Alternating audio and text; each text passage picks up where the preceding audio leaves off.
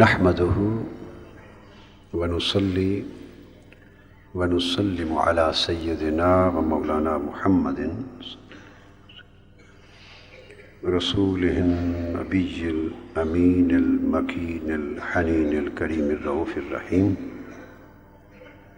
أما بعد، بسم اللہ الرحمن الرحیم. معزز معتکفین و معتکفات،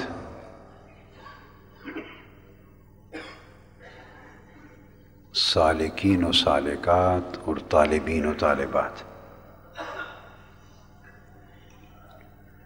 بحمد اللہ تعالی ہم نے ان ایام اعتکاف میں نماز فجر کے بعد درس تصوف شروع کیا تھا، اور یہ درس شیخ الاسلام ابو اسماعیل عبداللہ انصاری رحمۃ اللہ تعالی علیہ کی کتاب منازل السائرین کا درس تھا. پہلا باب منازل السائرین کا جس کا درس شروع کیا، اور یہی باب ہی اس اعتکاف میں مکمل ہوگا. 100 ابواب میں سے پہلا باب بھی اس میں مکمل ہوگا. پھر انشاءاللہ یہ بعد ازاں درس چلتا رہے گا. تو پہلا باب تھا یقظہ کا. کیا؟ الیقظہ، بیداری.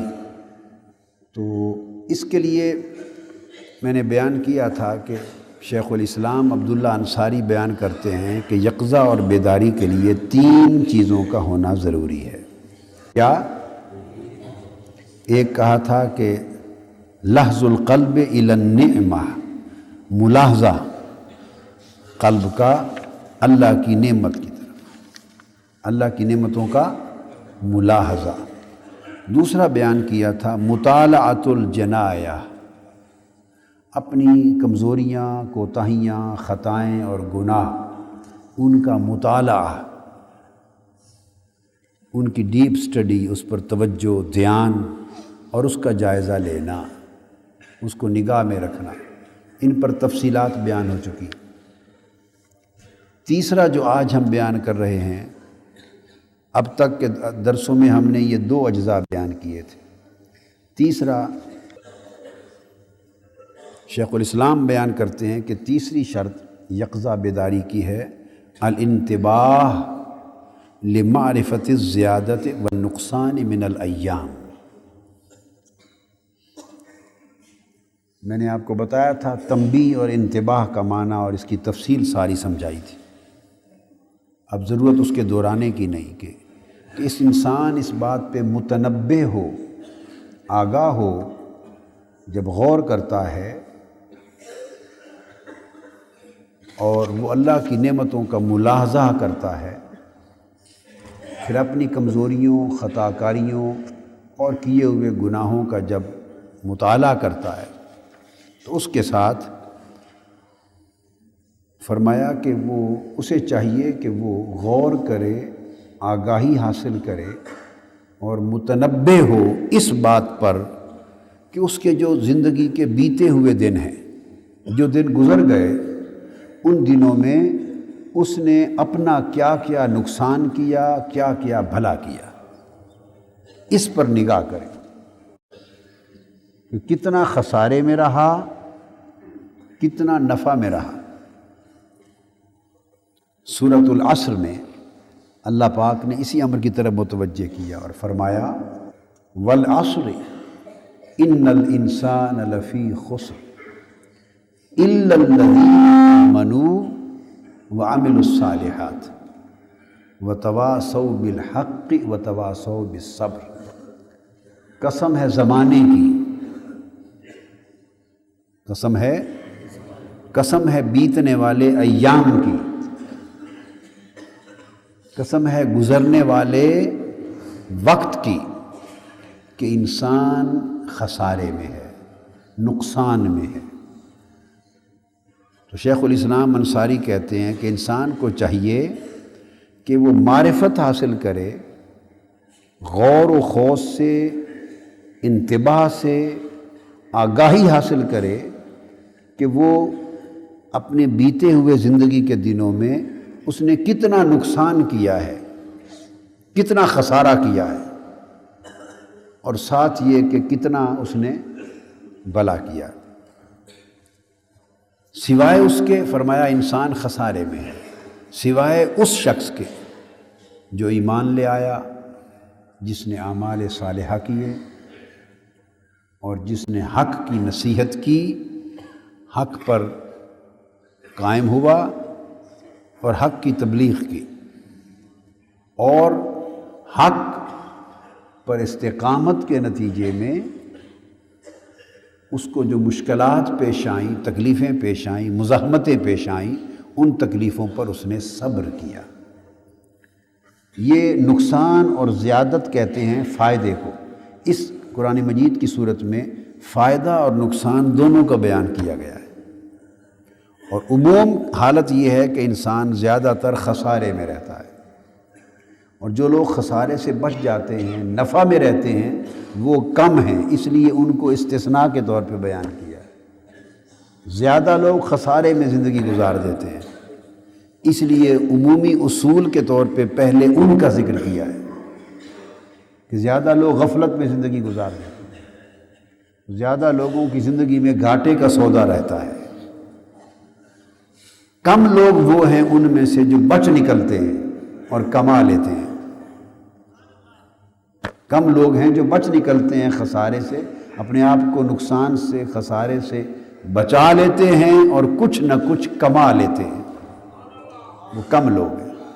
اسی چیز کی معرفت حاصل کرنے اور اسی چیز پر متنبہ ہونے کا یہاں بیان کیا جا رہا ہے کہ جو دن گزرے ہیں ان میں انسان اس چیز کی پہچان کرے، اور فرماتے ہیں کہ زیادت کیا ہے؟ زیادہ سے مراد نفع ہے کہ اراد بہذا الفصل انہ یعتبر الایام، کہ انسان اپنے دنوں کی گنتی کرے، دنوں پر غور کرے، غور و خوض کرے، دنوں پر توجہ کرے اور اس کا مطالعہ کرے گزرے ہوئے دنوں کا، اور دیکھے فَيَعْرِفُ مَا فَاتَهُ فِيهَا مِنَ الْفَرَائِضِ وَالسُّنَنِ وَالْخَيْرِ، اور پہچان کرے اس بات کی کہ اس کے گزرے ہوئے دنوں میں اس نے کتنے فرض چھوڑ دیے، اور فرائض سے مراد صرف فرض نمازیں نہیں ہیں، اس کی روز مرہ زندگی میں جو اس کے اوپر فرائض تھے اللہ کی طرف سے، عبادات میں فرائض تھے، معاملات میں فرائض تھے، صدقات اور خیرات میں فرائض تھے، اللہ کے حقوق کی ادائیگی میں فرائض تھے، انسانوں کی حقوق کی ادائیگی میں فرائض تھے، گناہوں سے، حراموں سے، اللہ کی ناراضگی کے کاموں سے بچنے کے فرائض تھے۔ کتنے فرائض چھوڑ بیٹھا ہے وہ شخص، والسنن، اور کتنی وہ چیزیں چھوڑ بیٹھا ہے جو آقا علیہ الصلوۃ والسلام کی سنتوں میں سے تھیں، اگر وہ کر لیتا تو بڑے نفع میں رہتا، اگر آقا علیہ السلام کی وہ سنتیں اپنا لیتا، اپنی زندگی کو ان سنتوں سے مزین کر لیتا، اور آقا علیہ السلام کی سنتوں کے نور سے اپنی زندگی، قلب اور باطن کو روشن کر لیتا۔ دیکھیے، ہر فرض جب آپ ادا کرتے ہیں، عمل خواہ عبادات میں فرض ہے، خواہ وہ معاملات میں فرض ہے، تو ہر فرض جب آپ ادا کرتے ہیں تو اس کا ایک نور ہوتا ہے، ہر عمل صالح کا ایک نور ہوتا ہے۔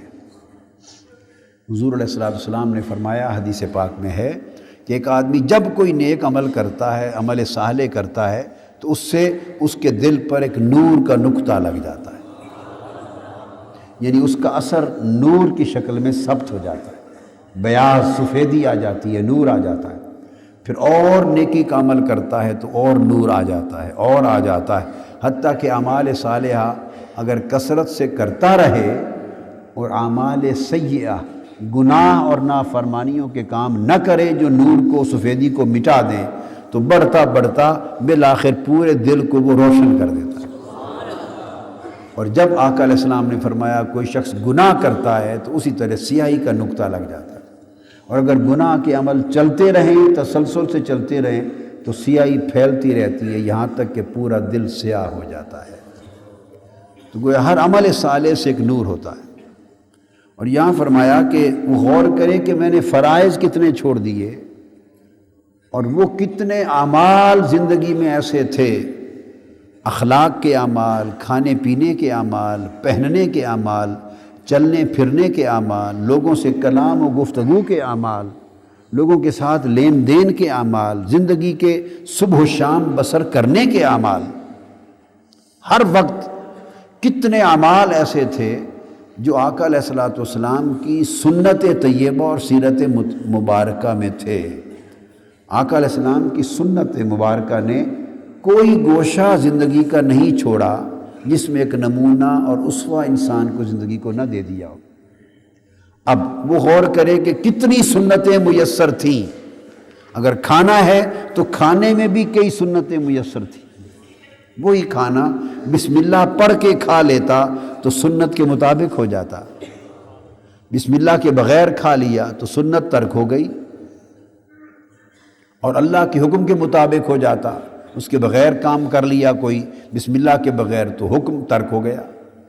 دائیں ہاتھ سے کھا لیا، اتنا آقا علیہ السلام نے فرمایا اتنا کھائے کہ پیٹ کا معدے کا تیسرا حصہ کھانا جائے، 2 حصے چھوڑ دے کھانے سے، خالی چھوڑ دے، ایک حصے پانی کے لیے، ایک ہوا اور اللہ کے ذکر و نور کے لیے چھوڑ دے۔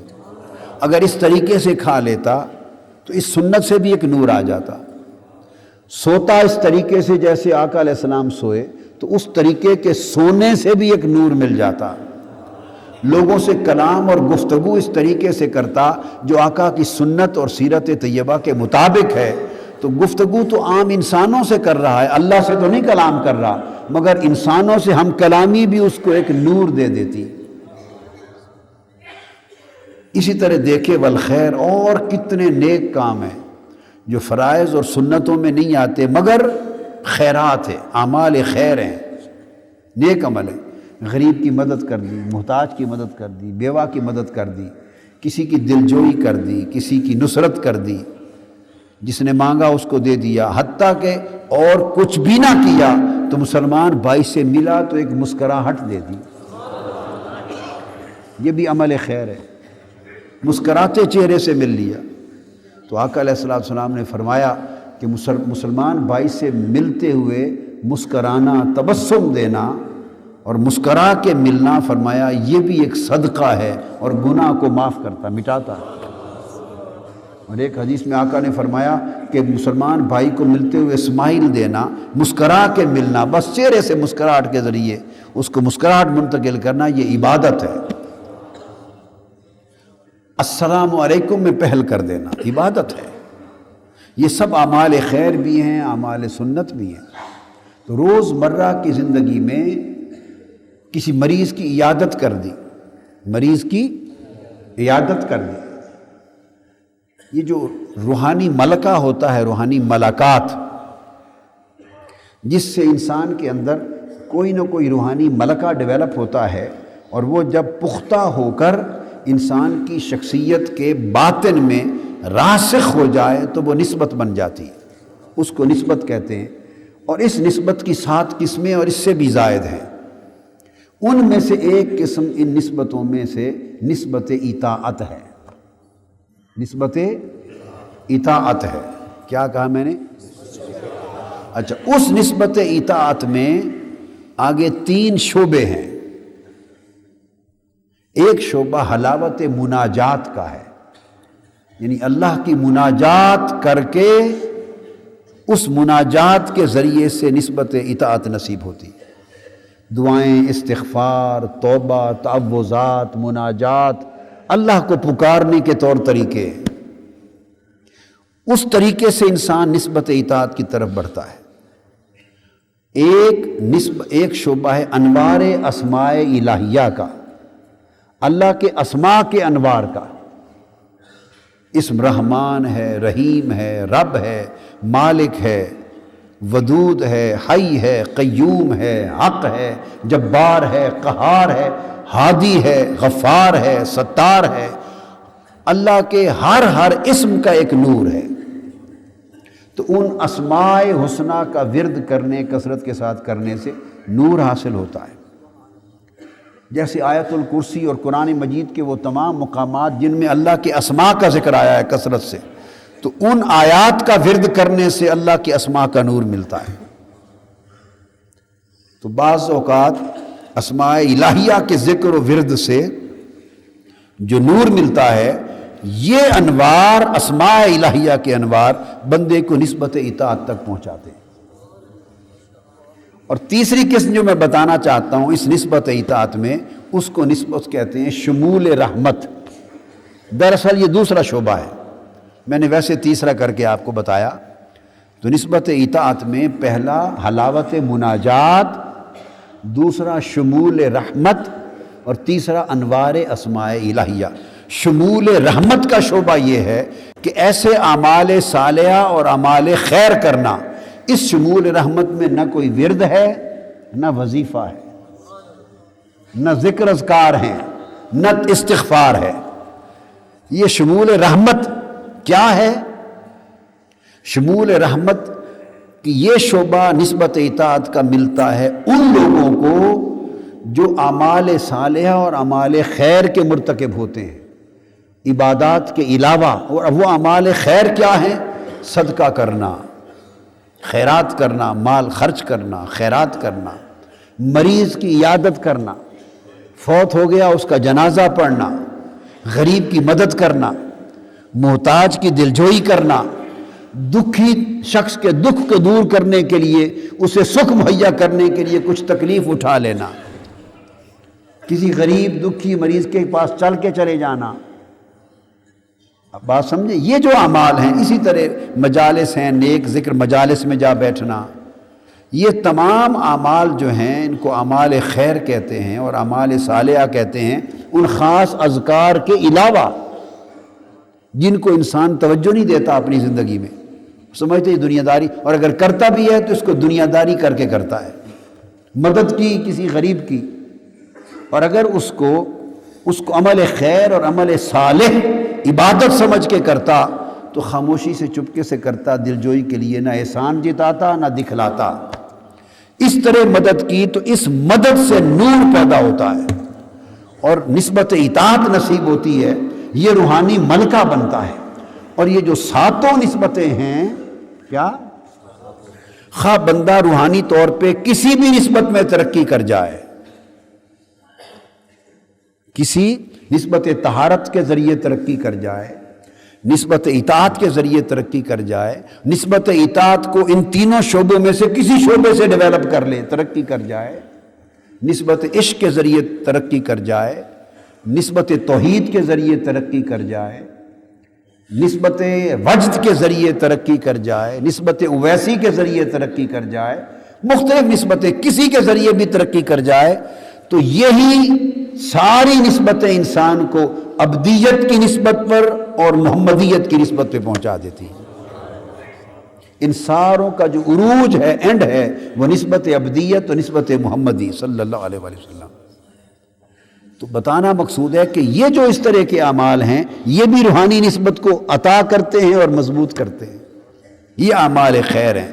ایک تو ہو گئے فرائض، کہ غور کرے کہ میں نے فرائض کتنے چھوڑ دیے، نقصان کیا، کیا کیا؟ اور ان فرائض کے نور کا عالم یہ ہے، اور پھر یہ غور کرے کہ سنن کتنے چھوڑ دیے اور خیر نوافل آ گئے، فرائض کتنے چھوڑے، سنتیں کتنی چھوڑی، اور نوافل اور خیرات کے عمل کتنے چھوڑے۔ اور آقا علیہ الصلوۃ والسلام نے فرمایا کہ اللہ پاک نے فرمایا، اور یہ حدیث قدسی ہے، کہ میرا بندہ فرائض کے علاوہ نوافل جو ادا کرتا ہے تو ان نوافل کے ذریعے ایک تو نور ملا، اور ہر ایک نفلی عبادت کے ساتھ ایک خاص قرب ملتا ہے۔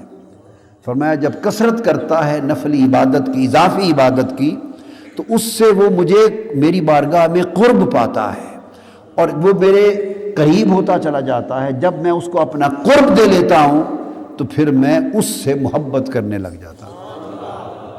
احببتہ لا یزال عبدی یتقرب الی بالنوافل حتی احببتہ، میرے قریب ہوتا چلا جاتا ہے نفلی، حتیٰ کہ میں اسے اپنا محبوب کر لیتا ہوں، اور جب میں اس سے محبت کر لیتا ہوں پھر آپ نے حدیث سنی ہے، میں نے بیان کی کئی بار، پھر میں اس کے ہاتھ بن جاتا ہوں جس سے پکڑتا ہے، اس کی آنکھ بن جاتا ہوں جس سے دیکھتا ہے، اس کے کان بن جاتا ہوں جس سے سنتا ہے۔ تو یہ نور اور قرب نوافل کے ذریعے، اعمال خیر اور اعمال سنن کے ذریعے ملا ہے، اور جو فرائض کا نور ہے وہ نوافل کے نور سے بھی زیادہ قوی تر نور ہے، اس کی ترقی اور زیادہ ہوتی ہے۔ قرب فرائض، جو فرائض سے حاصل ہونے والا قرب اور نور قوی تر ہے نوافل سے حاصل ہونے والے قرب اور نور کے مقابلے میں۔ تو اس لیے انہوں نے کہا کہ انسان غور کرے زندگی میں گن گن کے کہ کتنے کام ایسے تھے جو مجھ پر فرض تھے، آپ نے مشن کی ذمہ داری لے لی، منصب سنبھال لیا، ذمہ داری لی، اب آپ پر فرض ہو گیا اس عہد کی وجہ سے، اوفو بالعقود، جو وعدہ کرو پورا کرو، تو وعدہ پورا کرنا بھی فرض ہے، وہ بھی اس میں آ گیا۔ آپ نے وعدہ کیا مجھ سے کہ ہم میں سے ہر شخص اس سال میں 10 آدمی اور تیار کرے گا، مثال دے رہا ہوں، وعدہ کیا یا نہیں کیا ہے نا؟ 10 آدمی۔ اب آپ کیا کرتے ہیں؟ آپ تنظیم پہ چھوڑ دیتے ہیں کہ پوری تنظیم اکٹھی ہو کے جی اس سال فلاں ضلع سے اتنے آئے ہیں، وہ سارا مقصود فوت ہو جاتا ہے، سارا مقصود کہ اس ضلع سے اتنے آئے ہیں۔ جب آپ پورے ضلع پر تنظیم چھوڑتے ہیں تو کبھی آپ بڑھ نہیں سکتے، برکت نہیں ہوتی۔ میں ذمہ داری ضلع اور تنظیم کو نہیں لگاتا ہوں، میں آپ میں سے ہر فرد پر ذمہ داری لگا رہا ہوں، عائد کر رہا ہوں، اور آپ میں سے ہر فرد ذاتی حیثیت سے وعدہ کر رہا ہے یا نہیں؟ بولیے، ہاتھ اٹھائیں، ذاتی حیثیت سے وعدہ ہے، نیچے کریں۔ یہ تنظیم کا وعدہ نہیں ہے، یہ تنظیم کا وعدہ، یہ ضلع کا وعدہ، ڈویژن کا وعدہ نہیں، آپ کا ذاتی وعدہ ہے۔ کیا ہے کہ اس سال محنت کریں گے، دعوت پہنچائیں گے، دعوت، آپ عمل دعوت نہیں کرتے، دعوت پہنچائیں گے، اور ہر شخص اپنی ذاتی دعوت کے ذریعے 10 بندے تیار کرے گا۔ یہی کام خواتین کریں گی جو سالکات ہیں، جو طالبات ہیں، 10 بندے آپ لائیں گے۔ تو میں نے بتایا جب 10 بندے آپ اور لائیں گے تو اجر کتنے کا ملے گا؟ 100 کا۔ من جاء بالحسنۃ فلہ عشر امثالها، 100 کا ملے گا۔ اب سمجھانا مقصود کیا ہے، فرض کس کو کہتے ہیں؟ آپ نے یہ وعدہ کر لیا کہ میں 10 بندے تیار کر کے اور لاؤں گا، 11واں میں ہوں، بس اب 10 بندے لانا یہ آپ کا فرض ہو گیا، یہ آپ کا۔ اب خود ایمان سے کہیے، کبھی ان باریک چیزوں پر دھیان کیا؟ ہاتھ اٹھا دیتے ہیں، وعدہ کر کے چلے جاتے ہیں، ایسے زندگی میں 1000 وعدے کرتے ہیں اور مڑ کے کبھی پرواہ ہی نہیں کرتے۔ یہ کیا ہو گیا؟ ترک وعدہ ہو گیا، ترک عہد ہو گیا، یہ گناہ ہو گیا۔ یہ انسان دھیان ہی نہیں کرتا ان امور کی طرف۔ اس طرح وعدے اپنی اولاد سے، چھوٹے بچوں سے وعدے کر دیتے، اچھا بیٹے میں آپ کو یہ دوں گا، بس کہہ دیا یہ عہد ہو گیا، نہیں دیا تو وعدہ خلافی ہو گئی۔ پورا کر دیتے، زبان سے کیا ہوا بچے سے جو وعدہ پورا کر دیتے تو فرض کی ادائیگی تھی، اور اس سے نور ملتا، اس سے نور ملتا، اجر ملتا۔ اگر بچے سے کیا ہوا وعدہ بھی پورا نہیں کیا یہ کہہ کر وہ جی بچہ تھا ویسے رو رہا تھا میں نے چپ کرانے کے لیے کہہ دیا، ہماری زندگی تو اتنی ان حقیقتوں سے دور ہو گئی۔ تو کیا ہے؟ یہ ترک عہد ہو گیا، وعدہ خلافی ہو گئی، اور اس وعدہ خلافی سے سیاہی ملی، دل میں ایک سیاہی کا نقطہ آ گیا، گناہ ہو گیا۔ ایک شخص کسی کے پاس حدیث لینے گیا، دور طویل سفر کر کے، اس کو خبر ملی کہ فلاں شخص کے پاس آقا علیہ الصلوۃ والسلام کی ایک حدیث ہے سند کے ساتھ۔ اس کے پاس چل کے گیا تو اس نے دیکھا کہ آگے اس کے پاس جو گھوڑا ہے، اس گھوڑے کو، یا کوئی گھوڑا تھا جو بھی اس کی کوئی سواری تھی، اس کو بلانے کے لیے کوئی ایسا اشارہ کر رہا تھا جیسے چارہ ہوتا ہے تو اس کو دینے کے لیے تاکہ وہ اس کے قریب آ جائے، یا کوئی اور سواری ہوگی یا کوئی جانور ہوگا، کوئی جانور ہوگا، تو اس کو بلا رہا تھا اپنے پاس، اور اس کے پاس تھا کچھ نہیں، کیا صرف بلانے کے لیے ایسے اس کو ایسے کر رہا تھا، بھئی جیسے میرے پاس ہے آؤ بھی میں تمہیں ڈالتا ہوں، اور ہاتھ میں کچھ نہیں تھا۔ تو اس جانے والے سال اتنے لوگ متقی ہوتے تھے، محدث اور حدیث کے امام جو حدیث کو جمع کرتے، انہوں نے دیکھا کہ یہ جانور کو دھوکہ دے کے بلا رہا ہے، جانور کو وہ وہیں سے واپس پلٹ آئے، طویل سفر پیدل کر کے گئے تھے مشقت اٹھا کر، اور یہ کہا کہ جو شخص جانور کو دھوکہ دیتا ہے وہ حدیث اس سے نہیں لینی چاہیے، وہ اس قابل نہیں کہ اس سے حدیث نہیں جائے۔ یعنی اس عمل کی بھی ایک ترتب ہے، اس عمل کا بھی ایک روحانی اور نورانی اثر ہے، یہ ظلمانی اثر ہے۔ روزمرہ کی زندگی میں ہم اپنی روزمرہ کی زندگی میں کاروبار کرتے ہیں، سارا دن کتنے جھوٹ بول دیتے ہیں گاہکوں کے ساتھ، لین دین میں عام گفتگو میں کتنی گپ، یہ جو گپ مارتے ہیں کلام لغو کرتے ہیں، یہ نقصان میں آتا ہے۔ اور اس طرح چلتے ہوئے کسی کو محبت چاہت سے کسی نے پوچھا بھی میں نے فلاں جگہ جانا ہے، راستہ کیا ہے؟ آپ اٹھ گئے اپنی جگہ سے، پیار محبت سے راستہ بتا کے پھر پوچھ لیا آپ کو سمجھ آ گئی ہے جی؟ نہیں تو میں ذرا آگے چھوڑا ہوں آپ کو، 2 قدم آگے چھوڑا ہے۔ اتنے عمل سے، یہ عمل تتبع ہے، عمل خیر ہے، اتنے سے آپ کو نور مل گیا، یہ عمل صالح۔ روزمرہ کی زندگی میں اب انسان اس پر غور کرے کہ کتنے اعمال ایسے تھے جو مجھ پر جن کا کرنا فرض بنتا تھا اور میں نے نہ کیے، یہ میں نے نقصان کیا۔ کتنے اعمال ایسے تھے جو آقا علیہ السلام کی سنت میں تھے، میں کرتا تو سنت کا نور ملتا، اور میں نے وہ ادا نہ کیا تو خسارے میں رہا، گھاٹا کیا۔ کتنے اعمال ایسے تھے جو اعمال خیر تھے، جو میں کرتا تو نفع ہوتا اور میں نے چھوڑ دیے، خسارے میں رہا۔ وہ کہتے ہیں کہ انسان اس پر توجہ کرے، غور کرے۔ وَفُوَاتُ ذَلِكَ هُوَ النُّقْصَانُ الْمَذْكُورُ، وہ کہتے ہیں کہ ان چیزوں کے فوت ہو جانا یہ نقصان ہے، ان چیزوں کا فوت ہو جانا نقصان ہے۔ گناہ کرنے کو یہاں نقصان نہیں کہا، گناہ کرنا، کوتاہی، گناہ، غلطی، غفلت، وہ دوسری شرط میں گزر گئی جس میں کہا تھا مطالعۃ الجنایہ والوقوف علی الخطر فیہا والتشمیر لتدارکہا، یہ جو پہلے میں والتخلص من رقہا، یہ جو پچھلی شرط گزر گئی تھی، نہ تھی اپنے گناہوں کی جو خبر رہے دیکھتے اوروں کے عیب و ہنر، پڑی اپنی خطاؤں پہ جو نظر تو نگاہ میں کوئی برا نہ رہا۔ یہ جو اپنی خطاؤں پہ نظر رکھنی ہے وہ یقظہ کے لیے دوسری شرط تھی۔ وہ کیا تھی؟ اب تیسری شرط میں اپنے گناہ کی بات نہیں، وہ ہو چکی، اس میں یہ ہے کہ کتنے کام ایسے تھے کہ کر لیتا تو نفع ہو جاتا،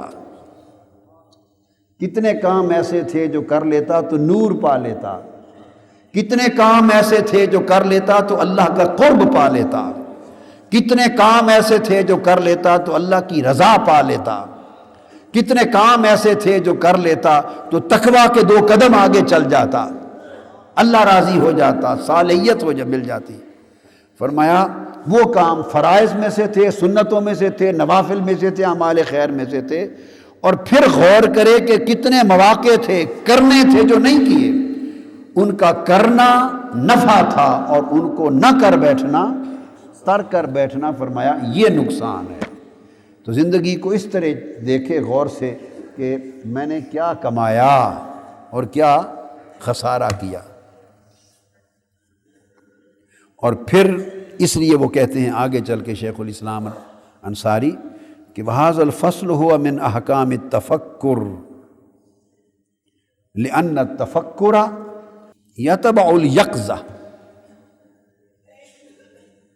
کہ یہ جو احکام ہیں بیداری کے باب میں یہ تفکر کا تقاضا کرتے ہیں، یہ احکام تفکر ہیں، ان احکام میں ابھی ذکر نہیں آیا، وہ ویسے مددگار عمل کے طور پہ بتا دیا میں نے کہ مثلا اس میں ہادی، اس میں اگر کوئی شخص آگاہی حاصل کرنا چاہے، گناہوں پہ نگاہ کرے اور اس سے چھٹکارا پانے پر چاہے تو یا ہادی کا ورد اور وظیفہ مددگار ہے، اور اسم غفار اور رحیم کا وظیفہ مددگار ہے، نور پیدا ہوتا ہے، یہ چھٹکارا خلاصی پانے کے لیے مددگار عمل ہے، مگر یہ پورا کا پورا باب یقظہ اور بیداری کا یہ احکام تفکر میں سے ہے کہ غور کرے انسان، تفکر کرے، فکر کرے۔ یہ سب چیزیں انتباہ کے لیے ہیں، تنبیہ کے لیے ہیں۔ انتباہ اور تنبیہ سب تفکر ہے، کہتے ہیں کہ ان پر غور کرے۔ اس لیے اللہ پاک نے فرمایا، وہ جس آیت کریمہ سے انہوں نے اخذ کیا ہے وہ سورہ سبا کی آیت، قل انما اعظکم بواحدہ، اے میرے حبیب صلی اللہ علیہ وسلم فرما دے کہ لوگو میں تو تمہیں ایک ہی نصیحت کرتا ہوں، ایک ہی نصیحت کرتا ہوں، کیا؟ ان تقوموا للہ، کہ اللہ کے لیے کھڑے ہو جاؤ، اللہ کے لیے کھڑے ہو جاؤ۔ اور اس مقام پر وہ ان تقوموا کھڑے ہو جاؤ، قیام سے مراد یکزا لیتے ہیں کہ اللہ کے لیے غفلت سے بیدار ہو جاؤ، اللہ کے لیے غفلت سے، خواب غفلت سے بیدار ہو جاؤ۔ مثنا و فرادا، اکیلے بھی اور دو دو مل کر بھی، یعنی انفرادی طور پر بھی اور اجتماعی حلقے کی شکل میں بھی، اکٹھے ہو کر بھی بیداری کی طرف آؤ۔ اور پھر فرمایا اللہ پاک نے ثم تتفکروا، پھر تفکر کرو، غور کرو، تفکر کرو، ملاحظہ کرو، مطالعہ کرو، اور پھر انتباہ اور تنبیہ کے لیے تفکر کرو، غور کرو۔ یہ سب غور کی بات تھی کہ میں نے کیا کمایا، کیا پایا، کیا کھویا زندگی میں۔ حساب کرو اپنا، اس کو محاسبہ بھی کہتے ہیں، اس کو کیا کہتے ہیں؟ محاسبہ کہتے ہیں۔ کیا پایا، بولیے، کیا کھویا؟ اس لیے کہ اس کے درجات ہیں، اس تفکر میں درجات ہیں، مدارج ہیں۔ سب سے پہلے انسان ملاحظہ کرتا ہے۔ کیا کرتا ہے؟ ملاحظہ۔ ملاحظہ ایک جیسے ایک سرسری نظر ہوتی ہے کہ انسان دھیان رکھتا ہے ایک چیز کا، انسان ایک چیز کا دھیان رکھتا ہے، اللہ کی نعمتوں کا، جیسے پہلے بیان ہو گیا تھا۔ تو ملاحظہ کرے۔ اگلا سٹیپ اس کے لیے پھر مطالعہ کرے۔ دو چیزیں تو انہوں نے بیان کر دی نا، ملاحظۃ النعمہ کہ دل نعمتوں کا ملاحظہ کرے، اور پھر مطالعہ کرے جناح، گناہوں، نافرمانیوں، خطاؤں، کوتاہیوں اور غفلتوں کا۔ تو پہلا ملاحظہ، ملاحظہ، دوسرا مطالعہ، دوسرا مطالعہ، دو آ گیا۔ اب یہاں وہ بیان کرتے ہیں تفکر کرے، اس تفکر کو کہتے ہیں مراقبہ کرے۔ یہ تیسری چیز درجہ آ گیا۔ پہلے انسان ہر وقت ملاحظہ کرتا رہے اپنی زندگی میں ان چیزوں کا جن کا ذکر ہم کر چکے۔ پھر ملاحظہ میں جو جو دیکھ لے، نیکیوں، اپنے گناہوں کا بھی ملاحظہ ہو، اللہ کی نعمتوں کا ملاحظہ ہو۔ پھر نعمتوں کے لیے الگ چیز بیان ہو گئی، اس کے لیے 3 شرائط آگے اس مسئلے کے حل کے بیان ہو چکے۔ گناہوں کے ازالے کے لیے 3 شرائط الگ بیان ہو چکی، مگر جب ملاحظہ کے بعد مطالعہ کرے تو نظر آ جائیں گے یہ گناہ ہیں، یہ چیزیں۔ اس کے بعد پھر وہ مراقبہ کرے، وہ اپنے گزرے ہوئے بیتے ہوئے ایام پر مراقبہ کرے۔ میں کیا کھو بیٹھا ہوں، ایسے آنکھ بند کر کے بیٹھے، سر جھکا کے، اور سوچے کہ کیا کھویا، کیا پایا۔ کتنے مواقع تھے پانے کے، نفع کمانے کے، میں کھو بیٹھا۔ اور پھر بتاتے ہیں کہ یوں غور کرے کہ کتنا وقت ضائع کر بیٹھا، کتنے دن ملے تھے مجھے اللہ کی خدمت کے، زندگی میں کتنی فرصت ملی تھی اللہ کی خدمت کی، کتنے لمحے ملے تھے اللہ کو منانے کے، کتنے مواقع ملے تھے اللہ کا قرب پانے کے، اور میں نے وہ سب گوا دیے، میں نے وہ سب گوا دیے۔ اس چیز پر مراقبہ کریں۔ اب 3 باتیں سمجھ گئے نا؟ پہلا کیا ہوا؟ ملاحظہ، کیا؟ اس کے بعد دوسرا کیا ہوا؟ ملاحظہ معائنہ ہوتا ہے۔ کیا ہوتا ہے؟ معائنہ ہوتا ہے۔ پھر اس کے بعد اس سے زیادہ ڈیپر، وہ پہلا سرسری تھا نگاہ رکھی، اور جب اس سے آگے بڑھے تو کیا کرے؟ مطالعہ کرے. یہ ڈیپ سٹڈی ہے، ڈیپ سٹڈی ہے. کنسنٹریٹ کرے، یہ کنسنٹریشن ہو گئی. مطالعہ کرے اس کا. جب مطالعہ کرے تو پھر اس میں سے آگے اپنا نفع نقصان کا حساب دیکھے کہ کیا کھویا کیا پایا. اس کے لیے مراقبہ کرے.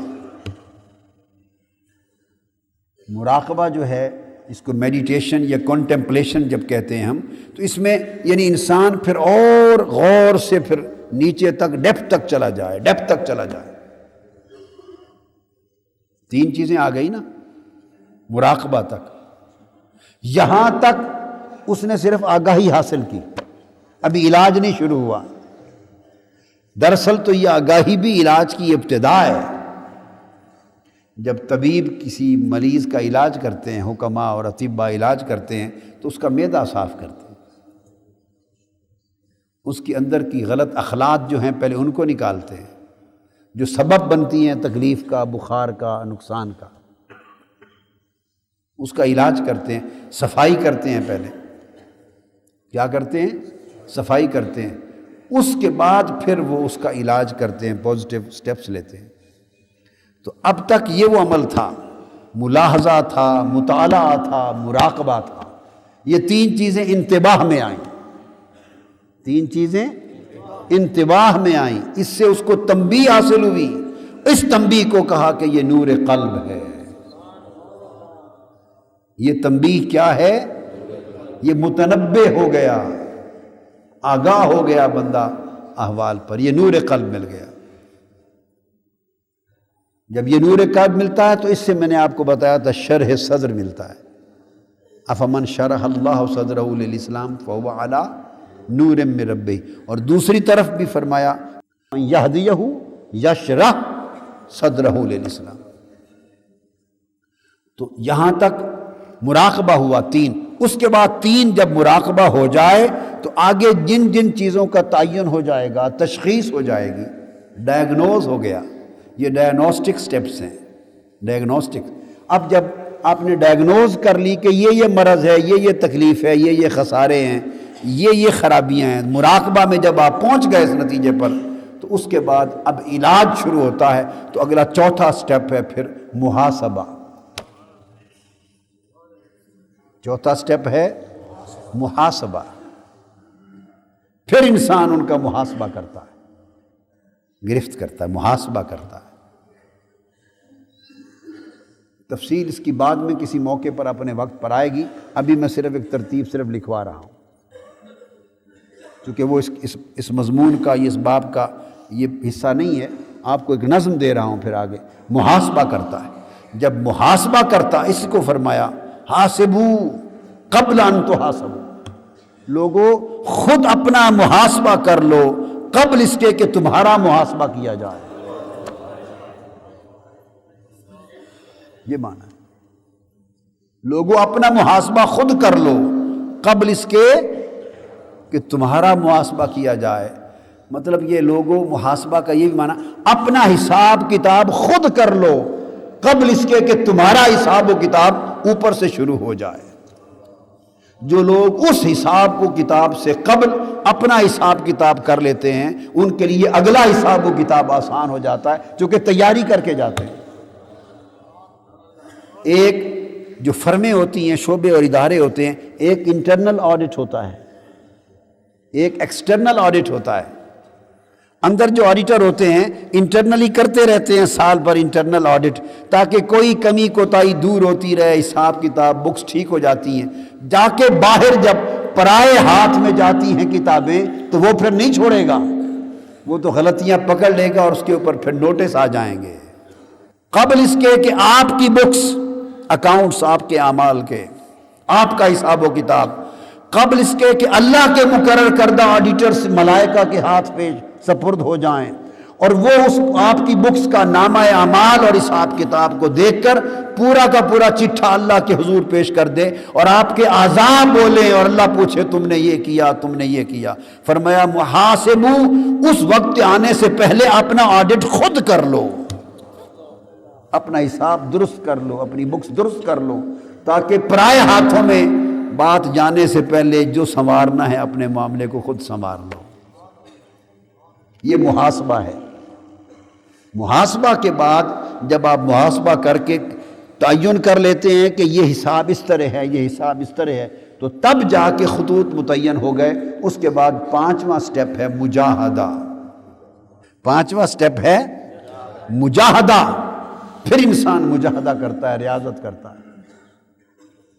وہ مجاہدہ ہے، مجاہدہ نفس جس کو بولتے ہیں، وہ جہاد اکبر ہے۔ اور پھر جب انسان مجاہدہ کی وادی سے گزرتا ہے تو مجاہدہ کی وادی سے کامیابی سے گزر لینے والوں کو چھٹی منزل پہ جا کے مشاہدہ نصیب ہوتا ہے۔ پھر مشاہدہ نصیب ہوتا ہے۔ تو 3 مرحلے تیاری کے ہیں، 3 مرحلے عمارت کے ہیں۔ میں نے بتایا تھا کہ فاؤنڈیشن رکھی جاتی ہے نا، اور سارا وقت اسی فاؤنڈیشن پہ لگتا ہے، انتباہ پہ لگتا ہے۔ نیو جب رکھتے ہیں، فاؤنڈیشن رکھتے ہیں تو پورا وقت اس پہ لگتا ہے۔ جب فاؤنڈیشن تک آپ ڈی پی سی تک آ جاتے ہیں تو پھر تو معمار تیزی سے اینٹیں رکھ کے بڑھاتے چلے جاتے ہیں۔ بس سب سے بنیادی محنت یہ ہے کہ لوگوں ملاحظہ کرو اپنے احوال کا۔ ملاحظہ کے بعد جو جو مقام متعین ہو جائے، نشاندہی ہو جائے، پھر ان کا مطالعہ کرو، ڈیپ سٹڈی میں چلے جاؤ۔ ڈیپ سٹڈی میں جا کر جو جو باریک چیزیں نقصان کی مل جائیں ان پر پھر اپنی پوری زندگی کا مراقبہ کرو۔ مراقبہ آپ کو اگلے علاج کے لیے راستے متعین کر دے گا۔ اس کو کیا چاہیے؟ اس کو وائٹامن چاہیے، اس کو پروٹین چاہیے، اس کو وائٹامن اے چاہیے، اس کو وائٹامن بی چاہیے، اس کو سی چاہیے، اس کو B6 چاہیے، B2 چاہیے، B12 چاہیے، اس کو سبزیاں چاہیے، اس کو گوشت چاہیے، اس کو گوشت چھڑانا چاہیے، اس کو یہ دینا چاہیے، اس کو اتنے وقت کا کھانا، اس کو جوس دیں، اس کو ڈرپ دیں۔ تعین ہو جائے گا مراقبہ تک کہ اب یہ کرنا ہے۔ جب پورے علاج کا تعین ہو جائے گا تو اس کے بعد پھر آپ محاسبہ تک یہ تعین ہو جائے گا۔ جب محاسبہ کریں گے تو محاسبہ سے آپ کا علاج شروع ہو گیا، معالجہ شروع ہو گیا۔ اس محاسبہ سے آپ راستے پر چل پڑے، مجاہدہ کیا۔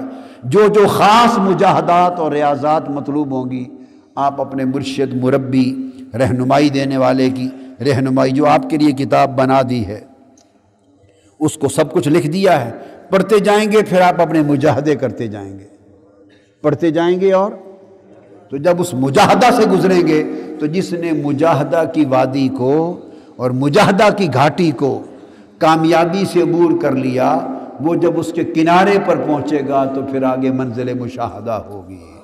مجاہدہ کے بعد مشاہدہ۔ تو یہ 6 منزلیں بتا دی میں نے۔ بولیے کیا کیا؟ پہلا ملاحظہ، دوسرا مطالعہ، تیسرا مراقبہ، چوتھا محاسبہ، پانچواں مجاہدہ، اور چھٹا مشاہدہ۔ پھر مشاہدہ نصیب ہوتا۔ تو ابتدا اس کی انتباہ سے ہوئی، تنبیہ سے ہوئی۔ یہ تنبیہ یقظہ ہے، بیداری ہے۔ یہ بیداری تفکر سے نصیب ہو جائے تو پھر تب اگلے راستے پیدا ہوتے ہیں، نکل آتے ہیں۔ تو فرمایا زندگی کے جو ایام ہیں لوگوں، ان میں تفکر کرو تاکہ تفکر سے تمہیں بیداری نصیب ہو جائے۔ ان فی خلق السماوات والارض واختلاف اللیل والنہار لآیات لأولی الالباب۔ عقل والوں کو دعوت دی، عقل والوں کو دعوت دی۔ آگے فرمایا الذین یذکرون اللہ قیاما وقعودا وعلی جنوبہم۔ اللہ کا ذکر کرتے ہیں، مگر ذکر بغیر فکر کے کام نہیں دیتا۔ ذکر بغیر فکر کے کام نہیں دیتا۔ وہ تو ایسا ہے، فکر نہ کیا، فکر مراد تفکر، تفکر نہ کیا، ذکر کیا تو اس کا مطلب ہے پٹی آنکھوں پر باندھ دی، ایک نابینے کی طرح بس ایسے چلتا جا رہا ہے جیسے، اور اس کو کچھ خبر نہیں کہ کس راستے پر جا رہا ہوں، کتنی منزل طے کی ہے۔ ممکن ہے وہ بیل کی طرح وہ اسی ہی جگہ چکر لگاتا زندگی گزار دے۔ ذکر نور دیتا ہے، تفکر بیداری دیتا ہے، راستہ دکھاتا ہے۔ اس فرمایا وَيَتَفَكَّرُونَ فِي خَلْقِ السَّمَاوَاتِ وَالْأَرْضِ، اور پھر وہ ذکر کے ساتھ تفکر کرتے ہیں۔ کیا؟ تفکر کرتے ہیں۔ یہ تو زمین و آسمان کی تخلیق میں تفکر ہے نا، اسی طرح فی انفسکم افلا تبصرون، اپنی جانوں کے زندگیوں کے اندر تفکر کرتے ہیں، کیا کھویا کیا پایا، زندگی میں تفکر کرتے ہیں۔ تو تفکر جو ہے اس سے بیداری کا راستہ نکلتا ہے، یہ تفکر جو مراقبہ کی میں نے بات کی۔ اب وہ فرماتے ہیں، شیخ فرماتے ہیں کہ اس کو خلاصے کے طور پر کہ معرفت النعمہ فاما معرفت النعمت، تین چیزیں ہیں اس کی جو معرفت نعمت کی آتی ہے، تین اشیاء ہیں اس میں۔ بنور العقل صاف ہوتی ہے، معرفت نعمت اجلی ہوتی ہے، نعمت کی معرفت نصیب ہوتی ہے، آسان ہو جاتی ہے اس کی معرفت۔ بنور العقل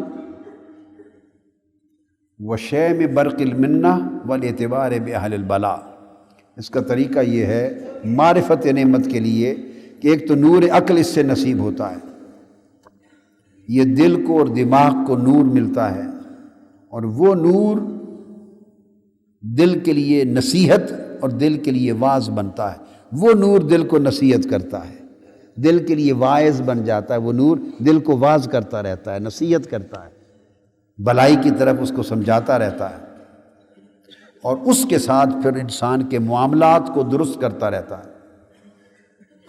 اور یہی وہ نور ہے، یہ معرفت نعمت کا نور، جو رفتہ رفتہ حجابات بھی اٹھاتا ہے، پردے بھی اٹھاتا ہے انسان کے، اور اللہ کی نعمت اس کی معرفت حاصل کرنا اور اس میں تفکر کرنا، اس میں تفکر کرنا۔ فرماتے ہیں اس طرح ہے کہ جیسے یہ جو بارش کے دوران بجلی چمکتی ہے، برق آتی ہے یکلخت، تو اس برق کے دوران ایسے اس وقت پتہ چلتا ہے کہ یہ ساری جو بارش آ رہی ہے، بادل، یہ پردہ لگتا ہے نا بادل، تو بجلی جب چمکتی ہے تو پتہ چلتا ہے کہ یہ اس کے پیچھے کیا تھا، یہ بادل، یہ پانی آ کہاں سے رہا ہے۔ تو کہا جب آدمی معرفت کے لیے مراقبہ کرتا ہے اللہ کی نعمتوں پر، تو اس مراقبے سے انسان کو پتہ چلتا ہے کہ مراقبہ تو نعمت پہ کر رہا تھا، اور اس کی معرفت پردہ اٹھا دیتی ہے، تو پتہ چلتا ہے کہ یہ نعمت آ کس بارگاہ سے رہی ہے۔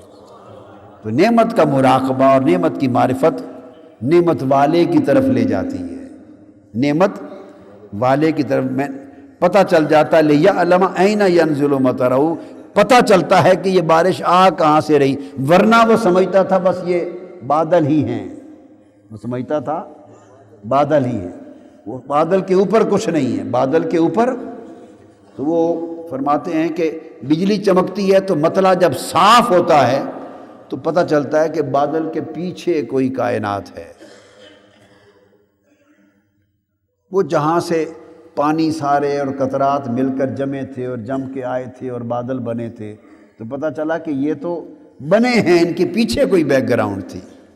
اس طرح اللہ کی نعمت کی معرفت پہ جب مراقبہ کرتے ہیں تو پھر انسان صرف نعمت کے حجاب تک نہیں رہتا، اس کے اندر سے نگاہ گزرتی ہے تو نعمت والے کی طرف جاتی ہے۔ اور دوسرا طریقہ وہ بیان کرتے ہیں، تیسری چیز اس میں یہ کہ معرفت نعمت کے لیے، پہلے تھا نا کہ نعمت کا ملاحظہ کرے، اب اس نعمت کی معرفت کے لیے ایک اور تدبیر بیان کرتے ہیں، تدبیر کہ نعمت کی معرفت کیسے ہو۔ فرماتے ہیں ہمیشہ کیا کرو، جس کے پاس تم سے زیادہ نعمت ہے اس کو کبھی نہ دیکھو، جو حالت عطا میں ہے اس کو نہ دیکھو، کہتے ہیں اہل بلا کو دیکھو، جو حالت بلا میں ہے اس کو دیکھو۔ جب بلا میں جو مبتلا لوگ ہیں، جو ان نعمتوں سے محروم ہیں، جب محروم کو دیکھو گے کہ تمہیں اپنی نعمت نظر آ جائے گی۔ جو لوگ محروم نعمت ہیں، جو ابتلا میں ہیں، دو لوگ ہیں، کچھ اہل عطا ہیں، کچھ اہل بلا۔ دنیاوی اعتبار سے بھی ایسا ہی ہے، روحانی اعتبار سے بھی یہ تقسیم ہے، مگر دنیاوی تقسیم ہے۔ کچھ وہ ہیں جن پر اللہ نے زیادہ نعمتیں کی ہیں دنیا کی، کچھ وہ ہیں جو آپ سے زیادہ صحت مند ہیں، کچھ وہ ہیں جو آپ سے زیادہ مالدار ہیں، کچھ وہ ہیں جو آپ سے زیادہ عزت والے ہیں، معزز ہیں سوسائٹی میں، کچھ وہ ہیں جو آپ سے زیادہ سکون اور راحت کے ساتھ ہیں، فرمایا اگر اللہ کی نعمتوں کی معرفت چاہتے ہو تو اپنے سے زیادہ نعمت رکھنے والوں کو زندگی میں کبھی نہ دیکھو، کبھی نہ دیکھو۔ جو شخص اس کو دیکھے گا جس کے پاس آپ سے زیادہ نعمتیں ہیں، وہ شخص بجائے اپنے علاج کے اور نعمت پر شکر مند ہونے کے وہ حاسد بن جائے گا، اس کا مرض بڑھ جائے گا۔ جب اپنے سے زیادہ نعمت والے کو دیکھے گا تو حاسد ہوگا، اور رہی صحیح کسر بھی نکل جائے گی، جو کوئی اکا دکا نیکی بچی ہوئی تھی وہ بھی جل جائے گی حسد کی آگ سے۔ تو فرماتے ہیں کہ اگر اللہ کی نعمت کی معرفت پیدا کرنی ہے زندگی میں تو پھر اہل نعمت اور اہل عطا کو نہ دیکھو، جن کو آپ سے زیادہ ملا ہے ان کو کبھی نہ دیکھو۔ ہاں یہ مبتدی کے لیے ہے۔ پھر جب آپ کو استقامت مل جائے گی احوال میں اور مقامات میں، بہت بعد میں جا کر جب احوال میں انسان کو استقامت ملتی ہے اور متزلزل نہیں ہوتا، پھر وہ جسے چاہے دیکھتا پھرے، وہ ہر وقت شکر مند رہتا ہے، پھر اس کے خرابی نہیں ہوتی نفس کو۔ مگر ہماری حالت یہ ہے کہ جب اپنے سے زیادہ نعمت والے کو دیکھتے ہیں، آپ روزمرہ میں دیکھتے ہوں گے، ابھی کوئی کسی کو عورتیں بیٹھی ہوں، مرد بیٹھے ہوں، کئی بار تو بات کر دیں کہ اللہ کا بڑا فضل ہے جی، میرے بیٹے نے امتحان میں ٹاپ کیا ہے، کہہ دیں، مثال کے طور پہ فرسٹ آیا ہے، بڑے اچھے نمبر آئے ہیں، وہ دوسری کو ماں بیٹھی فوری بول پر دعا کر دے جی میرے پتر نے بھی اتنے ہی نمبر آ جائیں، میرا پتر بھی فرسٹ آ جائے۔ یہ روزمرہ میں آپ دیکھتے ہیں کہ نہیں؟ اللہ نے کرم کر دیا جی، بڑا اچھا گھر دے دیا ہے، ذکر کر دیا، دوسرا فوری بولے گا دعا کر دیا اللہ مینوں بھی یہ ہو جائے گھر دے دے۔ روزمرہ میں چیز ہے کہ نہیں؟ یعنی جب آدمی دوسرے کی نعمت کو دیکھتا ہے، دوسرے کی نعمت کو دیکھتا ہے تو اسے اپنی اس نعمت کی کمی نظر آتی ہے، وہ فوری بجائے اس کی نعمت پر شکر کرنے کے اپنی نعمت کی طرف طلب کرتا اور حسد پیدا ہوتا ہے۔ اس سے کبھی انسان کی ترقی نہیں ہوتی، تنزل ہوتا ہے۔ اس لیے علاج کیا ہے اہل صفا کا؟ جو اہل صفا نے بتایا، کیا اہل صفا کا بتایا ہوا علاج یہ ہے۔ اہل صفا یہ کہتے ہیں کہ اہل عطا کو نہ دیکھو، اہل بلا کو دیکھو، پھر اہل صفا بن جاؤ گے، پھر اہل صفا بن جاؤ گے۔ جن کو نعمت کم ملی ہے، جو بیمار ہیں، جن کی صحت آپ سے کم ہے، جن کا مال آپ سے کم ہے، جن کے پاس عزت دنیا کی آپ سے کم ہے، جن کے پاس راحت آپ سے کم ہے، جو پریشان حال ہیں، بس صرف ان کو دیکھو اور دیکھتے اللہ کا شکر ادا کرو کہ مولا تیرے ایسے بندے بھی ہیں جن کے پاس یہ بھی نہیں، مجھے تو نے یہ بھی عطا کیا ہے۔ مولا ایسے بندے بھی ہیں جن کے پاس یہ صحت بھی نہیں، مجھے تو نے صحت عطا کی ہے۔ ایسے بندے بھی ہیں جن کے پاس راحت نہیں، مجھے تو نے راحت عطا کی ہے۔ ایسے بندے بھی ہیں جن کو 2 ٹائم کا کھانا نہیں ملتا، 1 ٹائم کھاتے ہیں، میں تو 2 روکھی صحیح مگر 2 وقت مجھے تو عطا کرتا ہے۔ جب وہ اہل بلا کو دیکھے گا تو اسے اپنی روکھی میں بھی اللہ کا شکر ادا کرے گا، روکھی میں بھی سکون ملے گا، رحمت اللہ کی نظر آئے گی۔ تو فرمایا اس کا علاج یہ ہے کہ وہ اہل بلا کو دیکھنے سے اسے اپنے اوپر جو اللہ کی عطائیں ہیں بڑی نظر آئیں اور وہ شکر کی طرف چلا جائے۔ اب آپ اس کو زندگی میں نافذ کریں گے، اور آپ کی اور ہماری حالت، آپ لوگوں کی اور ہماری لوگوں کی حالت یہ ہے کہ بس دیکھتے ہی اپنے سے زیادہ سکھی کو ہیں، سارا دن دیکھتے رہتے، اس کے گاہک بہت آ رہے ہیں دکان پر، اس کا کام بڑا چلتا ہے، اس کا کام، اللہ کرے میرا بھی چلنے لگ جائے، اس کے پاس بڑا مال دولت ہے، اس کو بڑا سکھ ہے، اتنی بڑی گاڑی ہے، اللہ مجھے بھی ایسی گاڑی دے دے۔ یہ ساری زندگی انسانی سی بربادی میں رہتا ہے۔ اگر آپ کے پاس گاڑی نہیں، موٹر سائیکل ہے، کیا موٹر سائیکل ہے، بائک ہے، تو گاڑی والے کو نہ دیکھیں، بائیسیکل کو دیکھیں، بائیسیکل والا، یا کوئی آدمی بائیسیکل والا بھی ہے۔ اگر آپ کے پاس بائیسیکل ہے تو موٹر سائیکل والے کو نہ دیکھیں، اس کو دیکھیں جو پیدل چلتا ہے، اس کے پاس سائیکل بھی نہیں ہے۔ اگر آپ کے پاس 5 مرلے کا 10 مرلے کا گھر ہے تو کنال 2 کنال کی کوٹھی والے کو نہ دیکھیں، اس جھگی والے کو دیکھیں جس غریب کے پاس چھت بھی نہیں ہے۔ اور پھر اس سے اخذ کیا کرنا ہے؟ اخذ یہ کریں کہ مولا تیرا کرم ہے، ایسے بندے بھی ہیں کہ جنہیں ابھی یہ نعمت نہیں دی، مجھے تو نے یہ نعمت بھی عطا کی ہے۔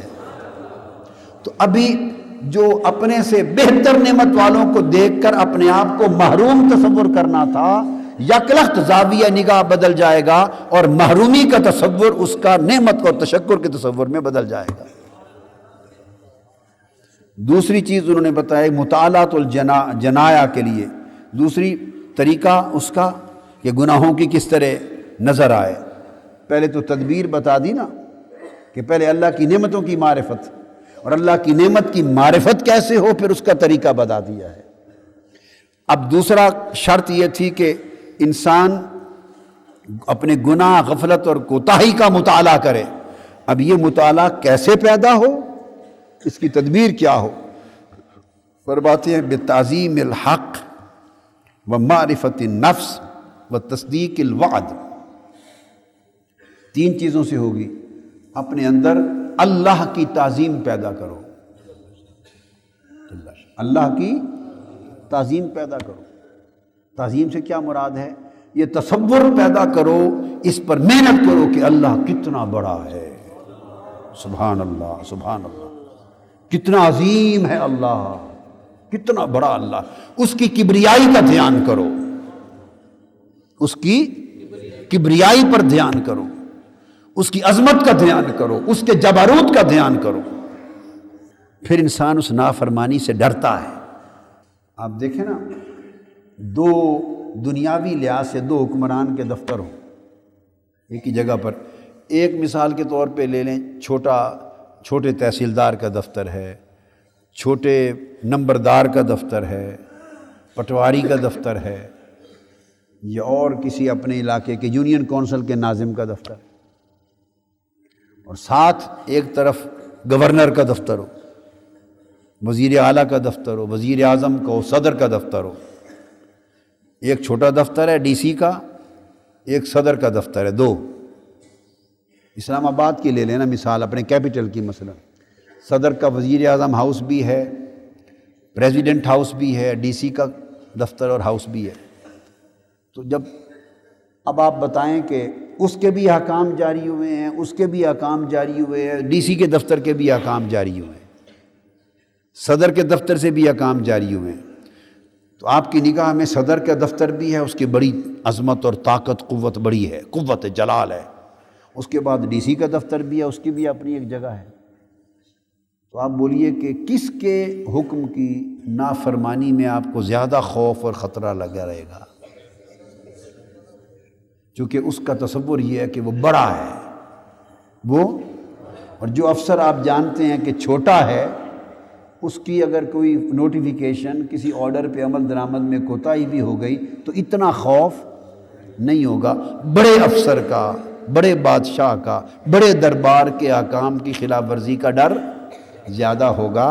اب اس مثال کو ذہن میں رکھ لیں، وہ فرماتے ہیں اگر چاہتے ہیں آپ کہ اپنے گناہوں کا مطالعہ ہو تو ضروری ہے کہ گناہ بڑے نظر آئیں۔ مقصد یہ ہے کہ آپ کو گناہ، چھوٹی چھوٹی کوتاہیاں اور غفلتیں اور کیے ہوئے گناہ بھی نظر میں بڑے نظر آئیں، اور بڑی بڑی کی ہوئی نیکیاں بھی چھوٹی نظر آئیں۔ اب یہاں گناہ کی بات ہو رہی ہے کہ کوئی گناہ نافرمانی بڑی نظر آئے، بڑی تبھی نظر آئے گی کہ اس کے بڑے دربار کو نگاہ میں رکھو گے، اللہ کے دربار کو بڑا دیکھو گے، اس کی کبریائی، جب اس کی کبریائی اور جبروت نگاہ میں ہوگی تو اس کے ایک ایک حکم کی نافرمانی کو بھی بہت بڑا گناہ سمجھو گے، گرفت ہو جائے گی۔ تو مطالعہ جنایا کے لیے فرماتے ہیں کہ اللہ کی کبریائی اور اس کی عظمت کے تصور کو دل و دماغ میں راسخ کرو۔ وہ بادشاہ ہے، للہ الواحد القہار، قیامت کے دن کوئی دم نہیں مار سکے گا اس کے بارگاہ میں، اس کے جلال میں۔ اس طرح اس کی قدرتوں پر، اس کی عظمت پر، جبروت پر غور کرنا۔ تعظیم الحق یعنی حق تعالی کی عظمت کو دل و دماغ پر اجاگر کرو، راسخ کرو۔ دوسرا تدبیر بتائی ہے معرفت النفس۔ دوسری تدبیر کیا ہے؟ اپنی حقیقت کو پہچانو، اپنے نفس کی معرفت حاصل کرو۔ اور وہ کیا؟ نفس کی معرفت حاصل کرو اور یہ جاننے کی کوشش کرو کہ میں تو اتنا حقیر ہوں اور ناچیز ہوں، ایک پلید نطفہ سے بنا ہوں، ایک حقیر ہوں، ناچیز ہوں۔ ما غرک بربک الکریم الذی خلق فسواک وعدلک۔ کس چیز پر غرور کرتا ہے؟ تو شے ہی کچھ نہیں تھا، تو هل اتی علی الانسان حین من الدہر لم یکن شیئا مذکورا، تو قابل ذکر شے ہی نہ تھا۔ تجھے تو نطفہ سے پیدا کیا اور پھر نطفہ سے یہ بنایا، یہ بنایا، یہ بنایا، پھر کیا ہے تو اکڑتا پھرتا ہے، پھر یہ سارا کچھ سمیت لے کے مٹی میں چلا جائے گا، کیڑے کھا جائیں گے، اور جسم تمہارا گل کے پیپ بن کے بہہ جائے گا اور خاک جذب کر جائے گی، ہڈیاں بھی ایک عرصے کے بعد خاک میں مل کے خاک ہو جائیں گی، یہ تم ہو۔ تو فرمایا اپنے نفس کی معرفت حاصل کریں کہ تمہاری ابتدا کیا ہے، تمہاری انتہا کیا ہے۔ میں آیا کہاں سے ہوں، کیا ہوں، اور میں نے جانا کہاں۔ آیا بھی مٹی سے ہوں، خلقکم من تراب، جانا بھی مٹی میں ہے، یہ میری کل حقیقت ہے۔ تو فرمایا کہ جب انسان اپنے نفس اور حقیقت کی معرفت حاصل کر لے گا تو اس کو سمجھ آ جائے گی کہ میں تو حقیر محض ہوں، کچھ نہیں ہوں۔ جب انسان اپنے آپ کو بہت حقیر دیکھے گا تو پھر حقیر اتنے بڑے عظیم دربار کی بارگاہ میں کوئی جرأت و جسارت کرے وہ کانپتا ہے، پھر اسے اپنے گناہ بڑے نظر آئیں گے، ڈرے گا کہ میں تو کوئی چیز نہیں ہوں، ماڑا ہوں، اس کا دربار بڑا ہے، میری کیا مجال اور میری کیا جرأت کہ اس کے حکم کی نافرمانی کر دوں۔ تو اللہ تعالیٰ کی عظمت کا تصور اور اپنی حقارت کا تصور، یہ دو چیزیں ایسی ہیں کہ انسان کو گناہ بڑا کر کے دکھائیں گی، اور جب گناہ بڑا کر کے دکھائے گا انسان کانپے گا، بچنے کی کوشش کرے گا۔ وتصدیق الوعید، تصدیق الوعید۔ اور تیسری چیز کیا ہے کہ اللہ نے جو عذاب کے وعدے کیے ہیں، عذاب کا حکم دیا ہے کہ نافرمانو، اس نافرمانی پر ایسی گرفت ہوگی، ایسا عذاب ہوگا، قیامت کے دن پھر کوئی چھڑانے والا نہ ہوگا، دوزخ کی آگ ہوگی۔ اس نے جو حکم دیے ہیں، بیان کیے ہیں عذاب، تو فرمایا دل و جان میں اس کی تصدیق پیدا کریں۔ گناہ اس لیے بھی نظر نہیں آتے کہ ان گناہوں پر جو وعید ہے، جو سزا ہونے والی ہے، جو مواخذہ ہونے والا ہے، جو عذاب ہونے والا ہے، اس عذاب کا یقین کامل نہیں ہے دل میں۔ اگر کوئی شخص سامنے ہو باندھا ہوا اور ایک بھوکا ببر شیر اس کے سامنے بیٹھا ہو اور اس کو بتا دیا جائے کہ تمہاری زندگی کے کل 2 گھنٹے رہ گئے، اور یہ بھوکا شیر بیٹھا ہے سامنے منہ پھاڑ کر، ٹھیک اتنے بجے اس کو چھوڑ دیں گے، تم تو بندھے ہوئے ہو، تم تو کہیں ہل نہیں سکتے، جا نہیں سکتے، اور یہ تمہیں چیر کر پھاڑ کر کھا جائے گا اور ایک بوٹی بھی نہیں بچے گی تمہاری۔ اگر یہ اس کی آنکھوں کے سامنے ہو، کامل یقین کہ نظر آ رہا ہو کہ بھوکا شیر بیٹھا ہے مجھے کھانے کے لیے اور وقت میرا 2 گھنٹے رہ گیا ہے، بس اس نے کھا جانا ہے، تو بولیے وہ 2 گھنٹے اس کے کیسے گزریں گے؟ بتائیں مجھے، وہ 2 گھنٹے کیسے گزریں گے؟ بولے نا۔ اب وہ کیوں گزریں گے 2 گھنٹے؟ اس حال میں کہ اب اس کو یقین ہو گیا ہے، عین الیقین ہو گیا ہے کہ جو اس کے ساتھ ہونے والا ہے وہ مشاہدہ آنکھوں کے سامنے کر رہا ہے، اس مشاہدے نے اس کو یقین دے دیا ہے۔ ایک مثال اور دیتا ہوں، ایک شخص کو اگر عدالت سے پھانسی کی سزا ہو جائے، کیا تو اس سے اس کا خون خشک نہیں ہوتا، پریشانی ضرور ہوتی، پریشانی ضرور ہوتی، مگر اس کو پتہ ہے کہ اب میں چلا جاؤں گا ہائی کورٹ میں، اپیل میں جاؤں گا، پھر اپیل سالوں سال چلے گی، پھر سپریم کورٹ کی اپیل میں جاؤں گا، وہ سالوں سال چلے گی، پھر ریم کی اپیل میں جاؤں گا، وہ چلے گی۔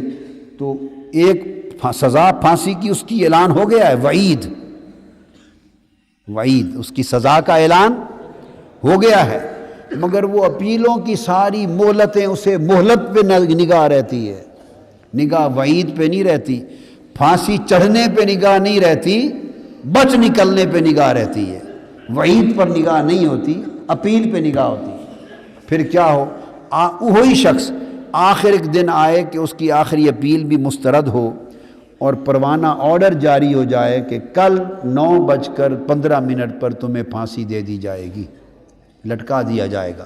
جو وصیت کرنی ہے کر لو، آخری ملاقات کرنی ہے کر لو۔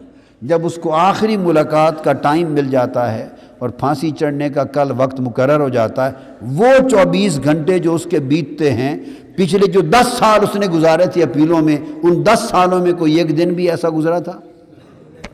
بولیے۔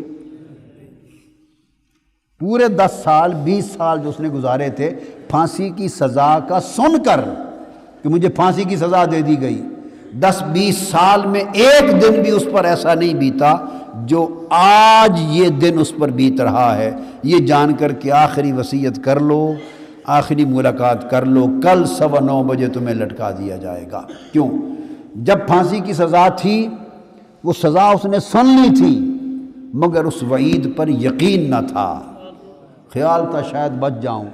اب جب اس کی ساری امیدیں ٹوٹ گئیں اور کل کا وقت مقرر ہو کے اعلان ہو گیا، اب اس کو یقین آ گیا۔ اس کو کہتے ہیں تصدیق وعید۔ اس کے دل کو یقین ہو گیا کہ اب میں بچ نہیں سکتا۔ جب اس سزا کا دل کو یقین ہو جائے تو پھر اس کی حالت اور ہوتی ہے۔ وہ کہتے ہیں کہ اگر گناہ سے بچنا ہے کیا تو سزا کا یقین پیدا کرو۔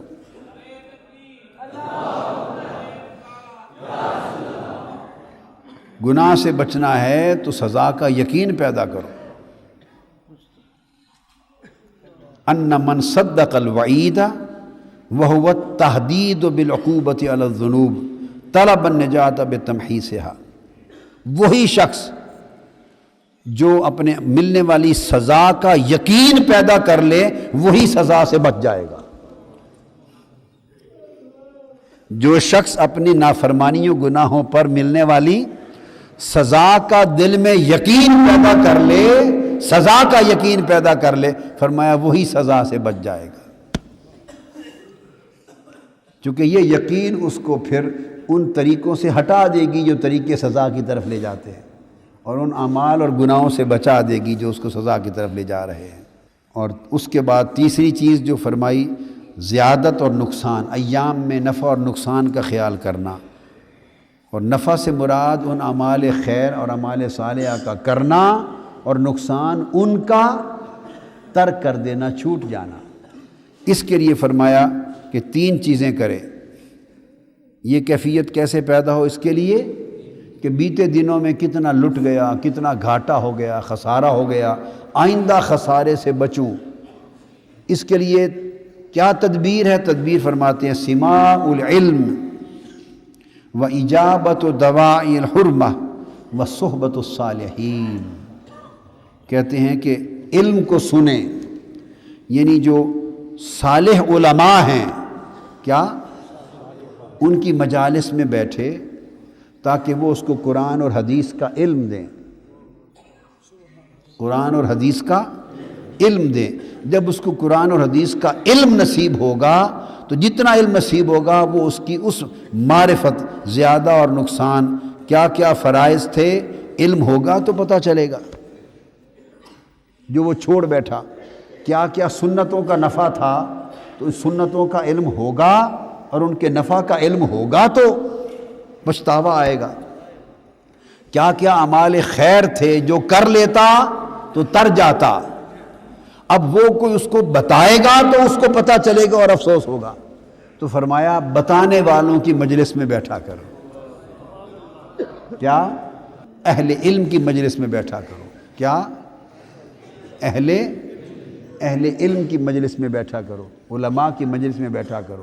اللہ پاک نے ایسے لوگوں کی ایک جماعت ہے کہ جو دین کو سیکھتے ہیں، اس میں تفقہ پیدا کرتے اور دین کے اندر فہم اور دین کے اندر بصیرت پیدا کرتے ہیں، پھر وہ لوگوں کو عذاب سے ڈراتے اور اللہ کی نعمتوں کا حال سناتے ہیں۔ تو ایسے صالح اور علماء حق کی مجلسوں میں بیٹھیں جو آپ کو صحیح علم دیں، جو صحیح علم دیں۔ اس صحیح علم دینے کا مقصد کیا ہے؟ تاکہ ان کا علم ملے اور آپ کو پتہ چلے کہ آپ کے فرائض کیا ہیں اور ان فرائض کے ادا کرنے کا نفع کیا ہے۔ تب آپ کو سمجھ آئے گی کہ کیا نقصان ہوا۔ نفع کا پتہ چلے گا تو نقصان کی خبر ہوگی۔ آپ میری بات نہیں سمجھے؟ وہ آپ کو بتائیں کہ سنتیں کیا ہیں، وہ آپ کو بتائیں اعمال خیر، اعمال صالحہ کیا ہیں، تو خواہ ان کے لیے کتابوں کا مطالعہ کرے، خواہ اہل علم کی مجلس میں بیٹھے مگر سنیں، سماع العلم کہا، چونکہ پڑھنا بھی ایک چیز ہے مگر سماع کا اثر زیادہ ہوتا ہے۔ فاستمعوا، کان لگا کے سنو۔ قرآن کے لیے اللہ پاک نے کہا اذا قرئ القرآن فاستمعوا لہ وانصتوا، جب قرآن اللہ کا کلام پڑھا جائے تو کان لگا کے دھیان سے سنا کرو اور چپ ہو کے چپ رہا کرو۔ کیا؟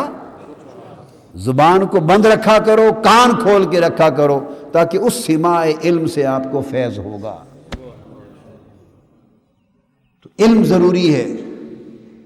حل یستوی الذین یعلمون والذین لا یعلمون، کیا جاننے والے اور نہ جاننے والے برابر ہو سکتے ہیں؟ اللہ نے فرمایا کیا روشنی اور اندھیرا کبھی برابر ہو سکتا ہے؟ کبھی زندہ اور مردہ برابر ہو سکتے ہیں؟ تو فرمایا اہل علم، علم صحیح، علم صالح، علم نافع، نفع بخش علم جن کے پاس ہے، ان کی مجلسوں میں بیٹھو تاکہ ان چیزوں کا پتہ چلے۔ جب علم ہوگا تو پھر پتہ چلے گا کتنے خسارے میں ہیں، اور جب علم ہی نہیں کسی چیز کا تو شعور ہی نہیں ہوگا، شعور نہیں ہوگا تو گھاٹے نفع نقصان کا کیا پتہ ہے؟ آپ سمجھ گئے نا بات؟ لہٰذا اس کی ضرورت ہے۔ اس سے گریز کرتے ہیں آپ، مشن زندگی کا ساری زندگی کام کرتے ہیں، علم حاصل نہیں کرتے۔ کتنے آپ میں سے جو التزام کے ساتھ اپنی کتابیں تصانیف پڑھتے ہیں؟ کتنے ہیں جنہوں نے اپنی ذاتی گھروں میں لائبریریاں بنا رکھی؟ خود سوچے کتنے ہیں جو پورے اہتمام کے ساتھ کیسٹ سنتے ہیں؟ بس نعرے لگاتے ہیں، جوش خروش دکھاتے ہیں، نعرے لگاتے ہیں، علم حاصل نہیں کرتے۔ علم حاصل کرتے تو اپنا بھی نفع ہوتا اور کسی اور کو بھی نفع پہنچاتے۔ اب چونکہ علم حاصل نہیں کرتے تو اپنے نفع سے بھی محروم، اور کوئی اور کوئی بات کر دے پوچھ لے تو اسے بتانے سے بھی محروم، گونگے بن جاتے ہیں۔ پھر دوڑے دوڑے آتے ہیں، جی کیا وہ فلاں یہ سوال کر رہے تھے، یہ اعتراض کر رہے تھے۔ یہ سب کچھ کیوں ہے؟ کہ سماع علم نہیں ہے، خود علم حاصل نہیں کرتے۔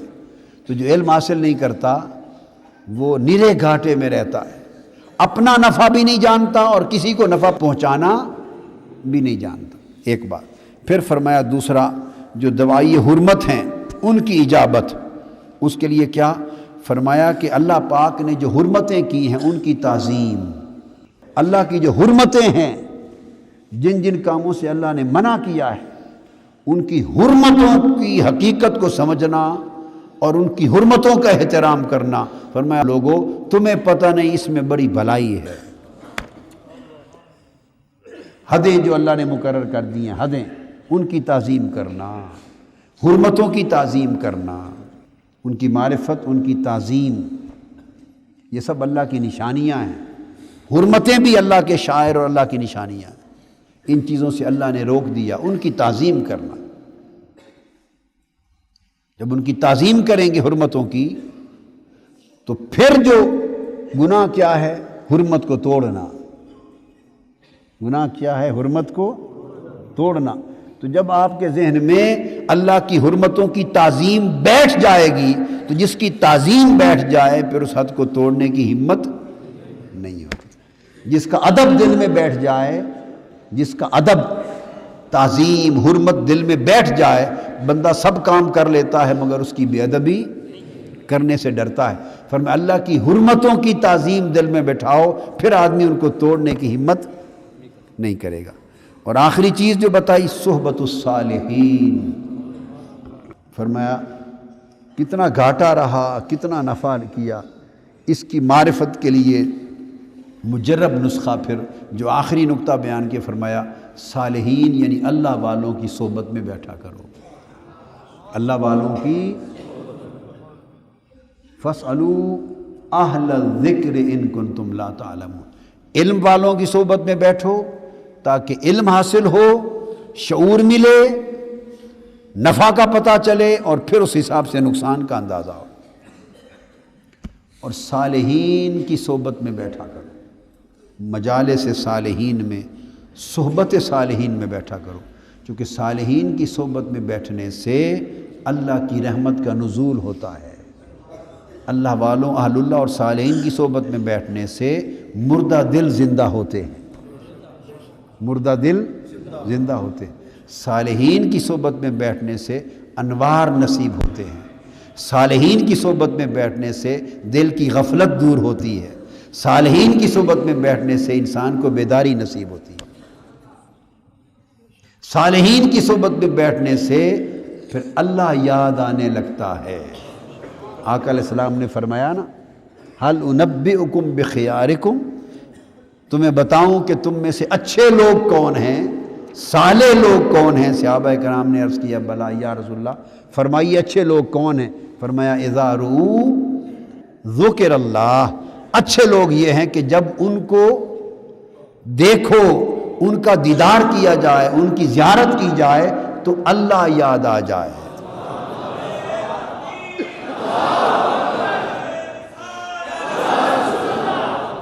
ان کی زیارت اور ان کی صحبت میں بیٹھنے سے اللہ یاد آ جاتا ہے، اللہ کا ذکر ہو جاتا ہے۔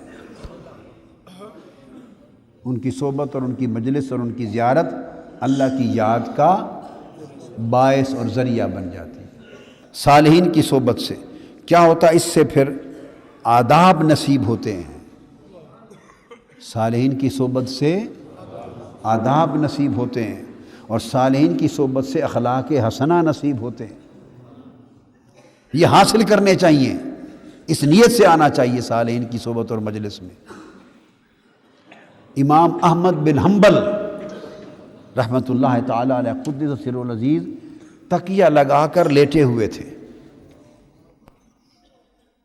علالت تھی، تھکے تھے اور تکیہ لگا کر لیٹے تھے، اور ساتھ ان کے تلامذہ یا باقی جو معاصرین بزرگ بیٹھے بیان کر رہے تھے، کچھ سن رہے تھے، سماع کر رہے تھے۔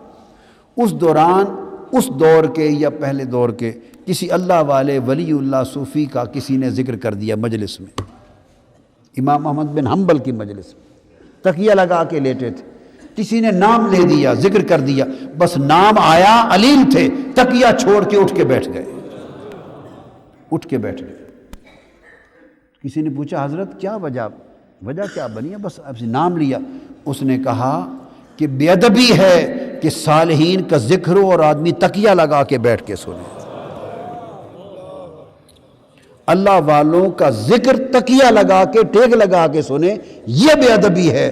فرمایا کیا مجال کہ یہ اہل اللہ ہے جس کا آپ نے نام لیا، ولی اللہ، اس کا ذکر جب آیا تو ادب کا تقاضا کہ اٹھ کے بیٹھ کے اس کا ذکر سنو، یعنی ذکر کا ادب کرتے تھے۔ اہل اللہ اور صالحین کے ذکر کا ادب کرتے تھے، پھر ان کی مجلس اور ان کی صحبت جو صحبت الصالحین، پھر ان کی صحبت جب صالحین کی صحبت میں بیٹھتے ہیں تو اس سے اللہ کا ذکر ہوتا ہے۔ حدیث قدسی ہے، الکنز الثمین میں پڑھیں گے، ذکرت بذکرہم وذکروا بذکری، اور دوسری روایت میں اذکروا بذکرہم ویذکرون بذکری۔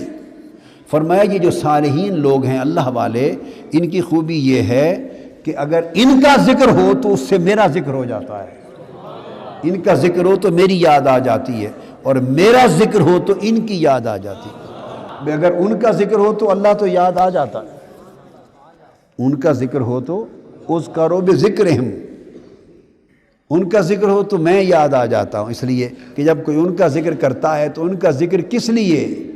اس لیے کہ یہ اللہ والے ہیں۔ جب کوئی ان کا ذکر کرتا ہے تو لا محالہ ان کے ذکر میں اللہ یاد آ جاتا ہے کہ ان کا اللہ کے ساتھ تعلق کیسا تھا۔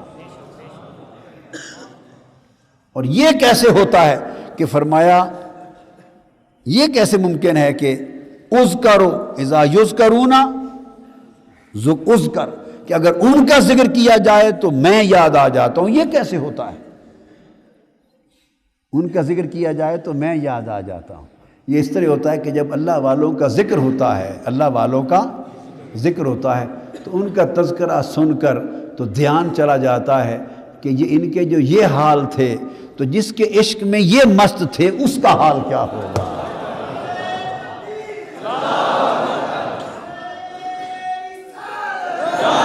اللہ والوں کا ذکر خود بخود ہمارے دھیان کا رخ اللہ کی طرف موڑ دیتا ہے۔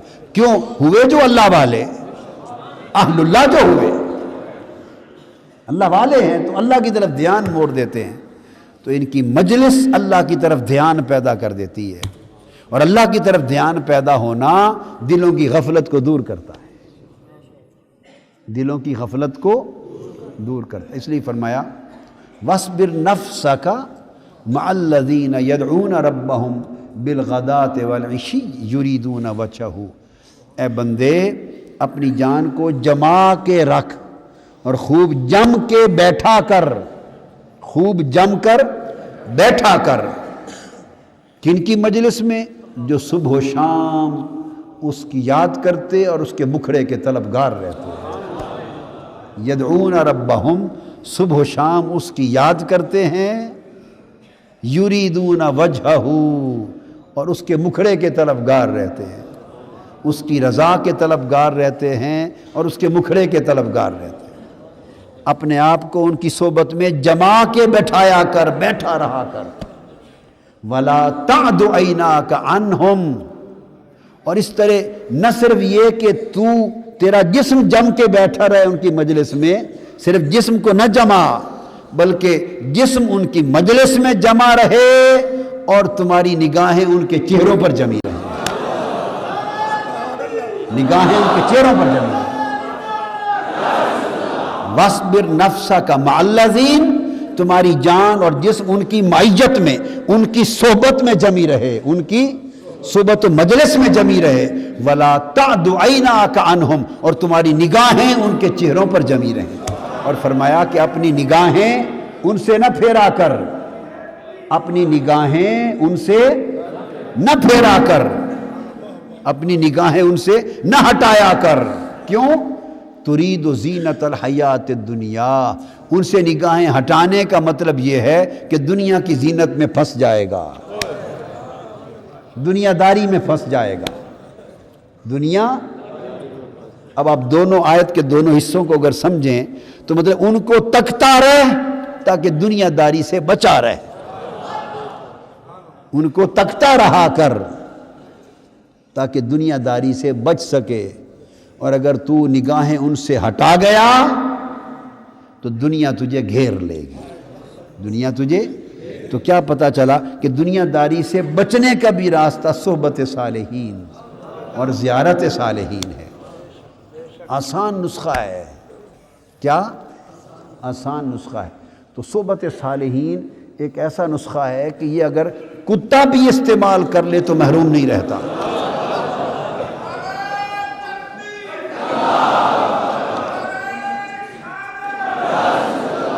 یہ دوائی صحبت صالحین تو ایسا نسخہ ہے، ایسی دوائی ہے کہ تو اصحاب کہف کے کتے نے یہ دوائی پی لی تھی، وہ بھی صحت یاب ہو گیا تھا، وہ بھی فیض پا گیا تھا۔ انسان تو پھر انسان ہے، انسان تو پھر انسان ہے۔ اس کتے نے صحبت صالحین کا گر سیکھ لیا تھا، وہ صالحین اس کو بھگاتے رہے، اصحاب کہف دوڑاتے رہے۔ تو حکایت میں آتا ہے کہ زبان حال سے اللہ سے اس نے زبان مانگی، مولا زبان عطا کر میں ان سے دو باتیں کر لوں۔ تو اللہ نے زبان دی، تو انہوں نے پوچھا تو مجھے کیوں بھگاتے ہو؟ انہوں نے کہا تو کتا ہے، تو بھونکے گا، اور تیرے بھونکنے سے ہمارے دشمن کو ہماری جگہ معلوم ہو جائے گی، راز کھل جائے گا کہ ہم کہاں چھپے ہیں۔ تو کتا ہے، بھونکے گا، دشمن جان لے گا تیرے بھونکنے، اس لیے بھگاتے ہیں۔ اس نے کہا میں کتا ضرور ہوں پر بھونکنے والا نہیں ہوں۔ کیوں؟ 300 سال بیٹھا، بھونکا نہیں۔ بھونکنا بری عادت ہے، بھونکنا بری عادت ہے، چپ رہنا اچھی خصلت ہے۔ بھونکنا بری خصلت ہے، چپ رہنا بولیے اچھی خصلت ہے۔ اب کتا تھا نا، کوئی ولی تو نہیں تھا، کتا تھا ولی تو نہیں تھا نا، تو کتا تھا تو خصلت بھی کتوں والی ہونی چاہیے، کتا تھا تو خصلت بھی تو کتے والی ہی ہونی چاہیے۔ تو کتا کیا لگے کہ کتا بھی ہو اور 300 سال بیٹھے اور بھونکے بھی نہیں؟ یہ کیسے ممکن ہے کہ ہو بھی کتا اور بھونکے بھی نہیں؟ یہ کیسے ممکن ہے؟ تو یہ جو اس کی خصلت بدل گئی تھی جو بات میری سمجھ میں آئی ہے، جو خسرت بدل گئی تھی کتا ہو کر، وہ صحبت صالحین کی وجہ سے بدل گئی تھی۔ تو صالحین کی صحبت سے خصلتیں بدل جاتی ہیں۔ پھر وہ 300 سال بیٹھا رہا، خصلت بدل گئی۔ 300 سال بیٹھا رہا، 309 سال بیٹھا رہا۔ جب صحبت صالحین میں کوئی وصبر نفسک جم کے بیٹھ جائے نا، فرمایا وصبر نفسک مع الذین، رب کے مکھڑے کے طلبگاروں کی صحبت میں جمع کرو، بیٹھا کرو۔ رب کے مکھڑے کے طلبگاروں کی مجلس و صحبت میں بیٹھا کرو، بیٹھا کرو۔ کیوں؟ رب کے مکھڑے کے طلبگار ہیں، اس لیے کہ جب ان کی مجلس میں بیٹھو گے تو جو بات بھی سنائیں گے یار کے مکھڑے کی سنائیں گے۔ دنیا داروں کی صحبت میں بیٹھو گے تو سودے اور کاروبار کی سنائیں گے، ہر وقت تجارت کی سنائیں گے، فیکٹریوں کی سنائیں گے، تجارت کی، سودا، نفع، دکان۔ جب دنیا داروں کی صحبت میں بیٹھو گے تو وہ سوداگری کی بات سنائیں گے۔ اور فرمایا یریدون وجہہ، اللہ کے مکھڑے کے طلبگاروں اور اللہ کے عاشقوں کی مجلس میں بیٹھو گے تو جو بات بھی سنائیں گے یار کے مکھڑے کی سنائیں گے، اور جو گر بتائیں گے اس کے عشق کا گر بتائیں گے۔ تو کتا جم کے بیٹھ گیا صحبت میں، کتا۔ تو نتیجہ کیا ہوا؟ جب صحبت میں جم کے بیٹھ گیا اور بھونکا نہیں، تو پھر قرآن مجید قلبہم باسط ذراعی بالوسید، میں نے لفظ بولا نا، ایسے ٹانگیں پھیلا کے جم کے بیٹھ گیا۔ کہاں؟ غار کے دہنے پر، یعنی اللہ والوں کی دہلیز پر، اللہ والوں کے دروازے پر جم کر بیٹھ گیا کتا۔ تو جب کتا بھی جم کے بیٹھ گیا تو پھر اس کا مقدر بدل گیا۔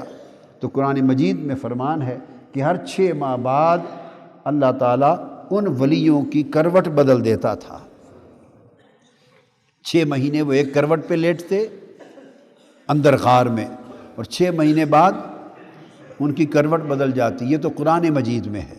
تو ہر 6 ماہ بعد ان کی کروٹ بدل جاتی تھی۔ اللہ کروٹ بدلتا رہتا تھا، وقفے وقفے سے، مدت کے بعد کروٹ بدلتا رہتا تھا۔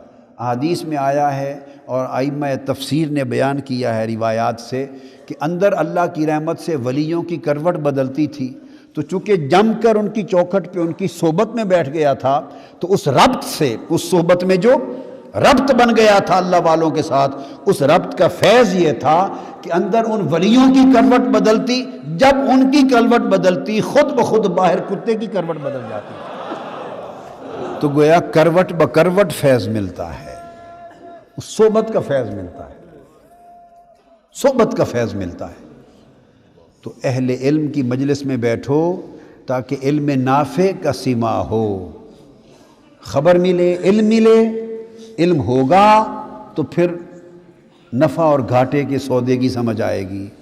اور صالحین کی صحبت میں بیٹھو تاکہ مردہ دل زندہ ہو جائیں اور نور نصیب ہو جائے، اور صالحین کی صحبت میں بیٹھو تاکہ اللہ کی یاد اور اس کی قربت نصیب ہو جائے۔ جب یہ چیزیں نصیب ہوں گی تو اس سے انسان کو حالت غفلت سے نجات اور حالت بیداری نصیب ہوتی ہے۔ یہ یقظہ اور بیداری کا باعث بنتی ہے۔ کیا باعث بنتی ہے؟ بیداری کا باعث بنتی ہے۔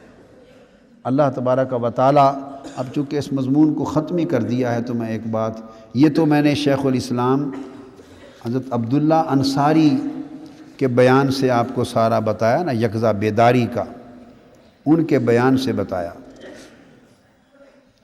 اور بیداری کے باب میں شیخ شہاب الدین سہروردی رحمۃ اللہ علیہ عوارف المعارف میں بیان کرتے ہیں، اس بیداری کے باب میں، یقظہ میں، کہ بیداری میں فرماتے ہیں حضرت بشر حافی کا حال، حضرت بشر حافی کا حال، اس بیداری میں وہ فرماتے ہیں کہ حضرت بشر حافی سے کسی نے سوال کیا، دریافت کیا کہ حضرت آپ کو غمگین دیکھتا ہوں۔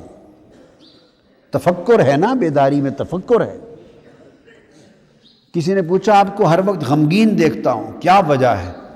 حضرت بشر حافی فرمانے لگے غمگین اس لیے ہوں، سبب یہ ہے کہ میں بھٹکا ہوا ہوں،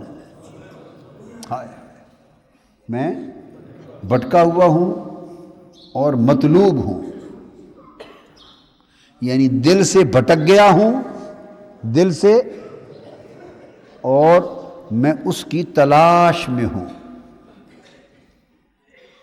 اگر مجھے پتہ ہوتا کہ میری منزل اور میری منزل مقصود کس راہ پر ہے تو اس راہ کو تلاش کر لیتا۔ بھٹک ہونے کا مطلب بھٹکنے کا یہ ہے کہ منزل بھی آنکھوں سے گم ہے، راستہ بھی اوجھل ہے۔